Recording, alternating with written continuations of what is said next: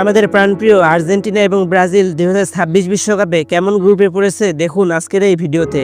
2025 সালের 5ই ডিসেম্বর যুক্তরাষ্ট্রের ওয়াশিংটন ডিসিতে জমকালো আয়োজনের মাধ্যমে 2026 বিশ্বকাপের গ্রুপ নির্ধারণ করা হয়, যেখানে মোট 48টি দলকে 12টি গ্রুপে ভাগ করা হয়, অর্থাৎ প্রতিটি গ্রুপে 4টি করে দল থাকবে। 12টি গ্রুপের মধ্যে আর্জেন্টিনা রয়েছে গ্রুপ জেতে এবং ব্রাজিল রয়েছে গ্রুপ সিতে। ব্রাজিলের গ্রুপে রয়েছে মরক্কো, স্কটল্যান্ড এবং হাইতি।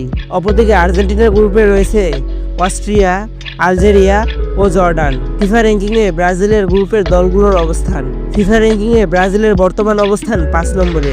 2022 বিশ্বকাপে সেমিফাইনাল খেলা দল মরক্কো ফিফা র্যাঙ্কিংয়ে অবস্থান 8 নম্বরে।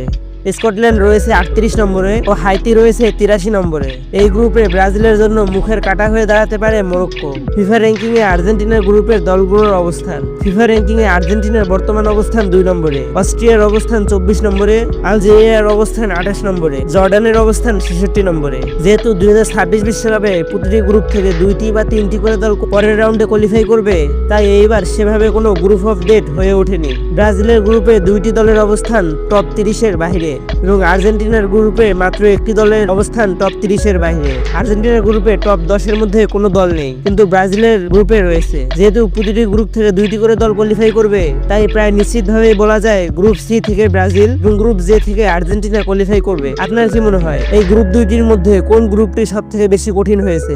আপনার গুরুত্বপূর্ণ মতামত কমেন্ট করে জানাতে পারেন। খেলাধুলা বিষয়ে নিত্য নতুন আপডেট পেতে চাইলে আমাদের চ্যানেলটি সাবস্ক্রাইব করে রাখতে পারেন।